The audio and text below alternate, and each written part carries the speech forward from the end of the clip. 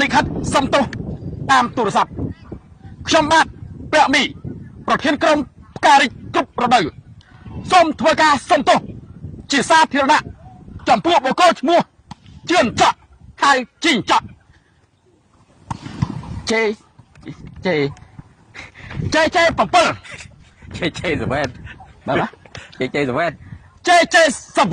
7ដោយមូលហេតុ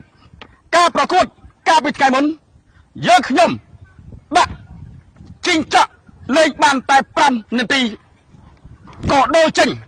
ធ្វើឲ្យ JJ7 ខ្មាស់គេយ៉ាងខ្លាំងដូចដើរស្រាតកុំសាច់ពីពួកសំទោសគេហ៎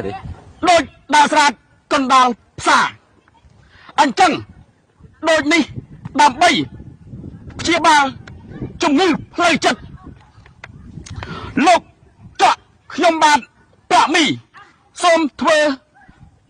សន្យាថានៅថ្ងៃទី31ខែ5ខាងមុខនេះដល់ណាទេក្នុងការប្រកួតពានរង្វាន់សុខីលិក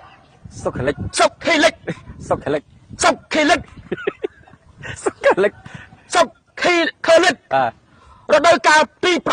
8ដែលមានការប្រកួតសប្បុរសធម៌រវាងក្រុមសស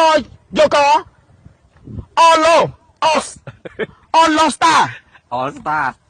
All Star សស All Star សសយក All Star ប្រកួតជាមួយក្រុមផ្ការិចគ្រប់រដូវយើងខ្ញុំដាក់ជីងច័កលេង45នាទីពេញទោះលេងមិនកើតក៏ដោយហើយនឹងផ្ដល់ឲ្យផ្ការិចគ្រប់រដូវ100អាវសម្រាប់ចែកជូនហ្វេងជីងច័កដូចនេះសូមលោកជឿនច័កហើយជីងច័កឬក៏ JJ7 ទទួលការសំទោសនេះពីខ្ញុំត្រៀមខ្លួនសម្រាប់លេង45នាទីពេញដូចនេះសូមលោកប្អូនមកចូលរួមឲ្យបានបងប្អូនដូចនេះសូមបងប្អូនមកចូលរួមឲ្យបានច្រើនកកដើម្បីជាសាក្សីថា JJ7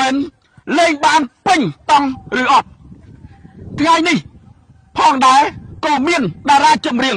ហងមាសមិនហងមាសទេបាទមាសសុកសុភាក៏មានតារាចម្រៀងមាសសុកសុភាក្រុមក្មេងខ្មែរ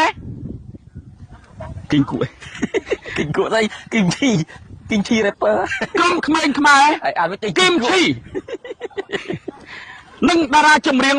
ផ្សេងទៀតផងដែរដើម្បីជាការលងចិត្តលោក JJ7 ហើយជីងច័កសូមស្ដាប់ចម្រៀងអាយ៉ៃមួយបទជាតិជាខ្មែរត្រូវតែសាងនៅភពសំណាងគ្រប់ប្រមុខ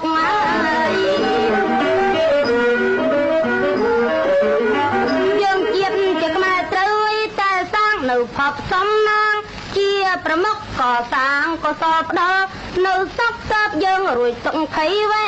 រី